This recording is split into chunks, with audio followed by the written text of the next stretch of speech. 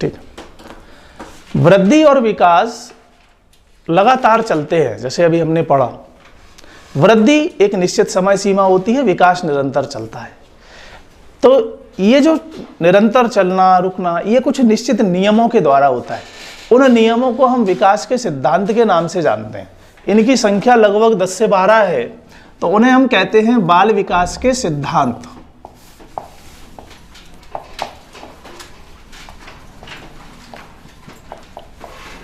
बाल विकास के सिद्धांत। इनका कोई क्रम नहीं है, आप किसी भी क्रम से इनको याद कर सकते हैं।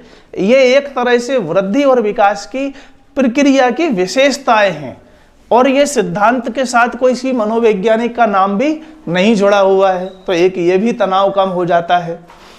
तो पहला सिद्धांत, जैसे हम माने कि विकास की दिशा क्या है, बच्चे का जब जन्म होता है तो उसकी विकास की दिशा क्या है, तो विकास की दिशा का सिद्धांत पहला कौन सा हुआ, वृद्धि एवं विकास की दिशा का सिद्धांत।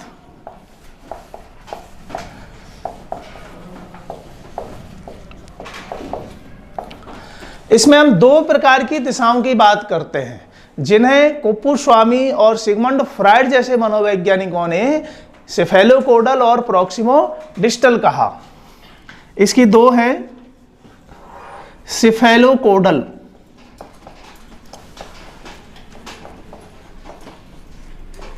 सेफेलोकोडल, इसमें विकास किस दिशा में होता है, सिर से पैर की ओर।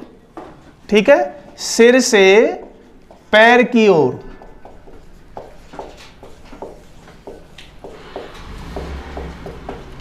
पहले सिर का विकास होता है, फिर धड़ का और फिर पैरों का। इसे हम कहते हैं प्रॉक्सिमोडिस्टल।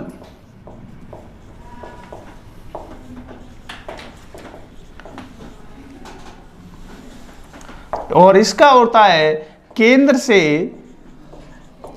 परिधि की ओर।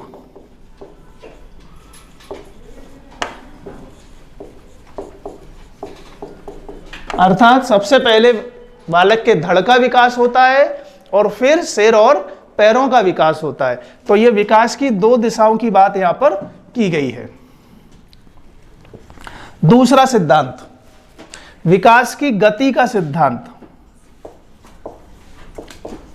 विकास की गति का सिद्धांत। अब विकास की गति सदैव एक जैसी रहती है क्या, बिल्कुल नहीं। विकास की गति धीमी और कभी तीव्र होती है।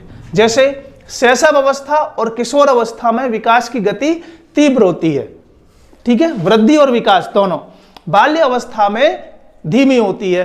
तो हम कहते हैं कि बाल्य अवस्था में विशेषता भी कभी आपसे पेपर में पूछी जाए कि इस बाल्य अवस्था में विकास किस गति से होता है, तो स्थिर लगाना, हमेशा उसका उत्तर स्थिर होगा। इसको अगर हम डायग्राम से देखें तो ऐसा एक कह सकते हैं, ऐसे। तो ये है शैशव अवस्था और ये है किशोर अवस्था, और यहां पर एक स्थिरता देखी जाती है बाल्य अवस्था में उस गति से। इसका अर्थ ये नहीं है कि विकास, वृद्धि और विकास रुक जाता है, बिल्कुल भी नहीं। शैशव अवस्था और किशोर अवस्था की अपेक्षा बाल्य अवस्था में वृद्धि और विकास की प्रक्रिया स्थिर होती है उन दोनों अवस्थाओं की तुलना में, इतना याद रखना है। तो विकास की गति का सिद्धांत, तो इसको जब हम लिखेंगे तो हमने जैसा बताया कि शैशव अवस्था और किशोर अवस्था में विकास, वृद्धि और विकास की गति तीव्र और बाल्य अवस्था में धीमी होती है। तीसरा सिद्धांत आएगा वंशानुक्रम एवं वातावरण की अंतर निर्भरता का सिद्धांत। वंशानुक्रम एवं वातावरण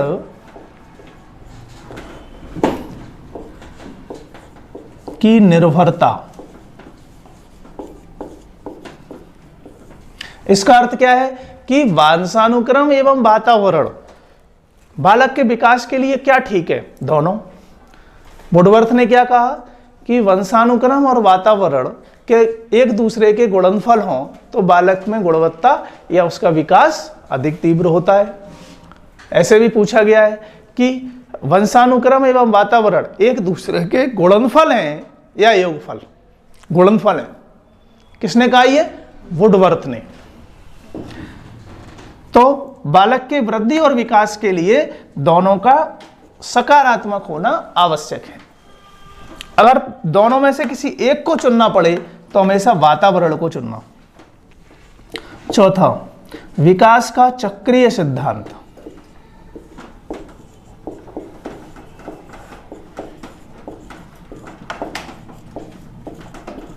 विकास का चक्रीय सिद्धांत, यहां पर इससे अर्थ क्या है कि विकास न केवल एक दिशा में बल्कि चौमुखी होता है, चारों तरफ। बच्चे की न केवल लंबाई बढ़ती है बल्कि उसकी चौड़ाई भी बढ़ती है। न केवल उसका शारीरिक विकास होता है बल्कि साथ साथ मानसिक विकास भी होता है, संवेगात्मक विकास भी होता है, नैतिक विकास भी होता है, सामाजिक विकास भी होता है। तो इसलिए कहते हैं विकास की चक्रीय सिद्धांत, चौमुखी विकास होता है बालक का। व्यक्तिगत भिन्नता का सिद्धांत।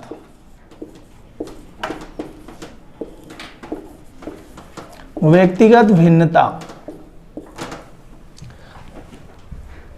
दुनिया का प्रत्येक बच्चा स्पेशल है, उसमें कुछ विशिष्ट अद्वितीय क्षमताएं हैं, विशेषताएं हैं, जिनके साथ वह अपने जीवन में उस उपलब्धियों को, प्रतिभा को धारण करता है। तो व्यक्तिगत भिन्नता अर्थात हम सब में अलग अलग है। प्रत्येक बच्चे का हार्डवेयर बाहरी तौर से देखने पर एक जैसा लगता है, पर हम सबका सॉफ्टवेयर अलग अलग है। तो इसीलिए व्यक्तिगत भिन्नता का सिद्धांत ये लिख ली हो तो अब फिर से 6वां नंबर यहां से नीचे दिखाई नहीं देगा।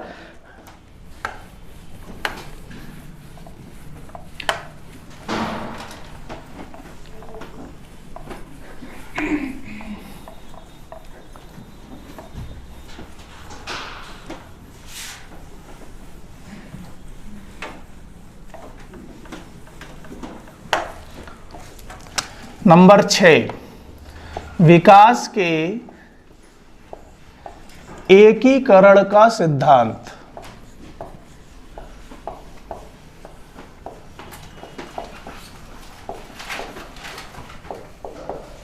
इसका अर्थ क्या है?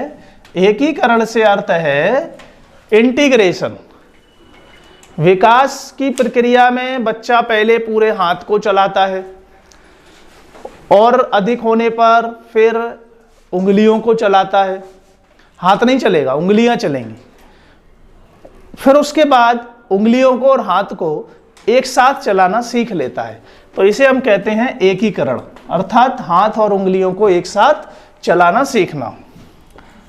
अगला, समान प्रतिमानों का सिद्धांत। समान प्रतिमानों का सिद्धांत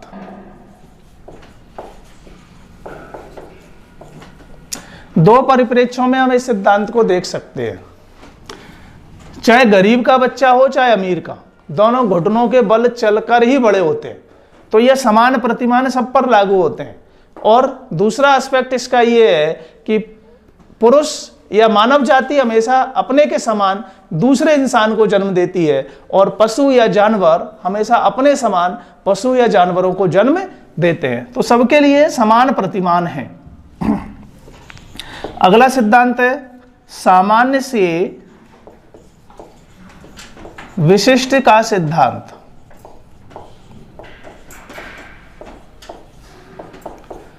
अर्थात बच्चा पहले सामान्य क्रियाओं को करना सीखता है और फिर वह विशिष्ट क्रियाओं को करना सीखता है। अगला सिद्धांत है विकास की भविष्यवाणी का सिद्धांत।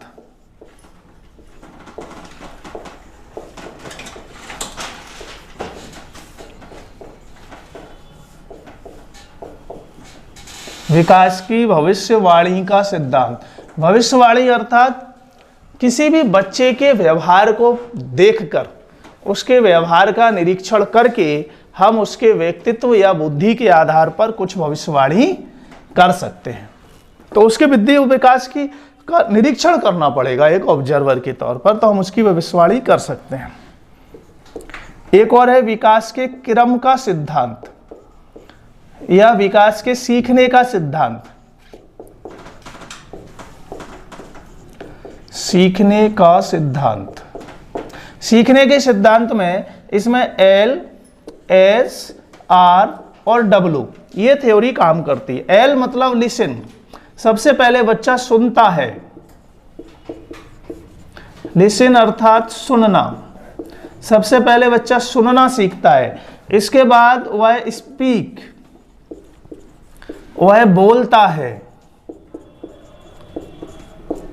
बोलना सीखता है। उसके बाद आर अर्थात रीड, वह पढ़ना सीखता है। और इसके बाद डब्लू अर्थात राइट, वह लिखना सीखता है। सुनना, बोलना, पढ़ना और लिखना, ये बच्चे के सीखने का एक वैज्ञानिक और मनोवैज्ञानिक क्रम होता है।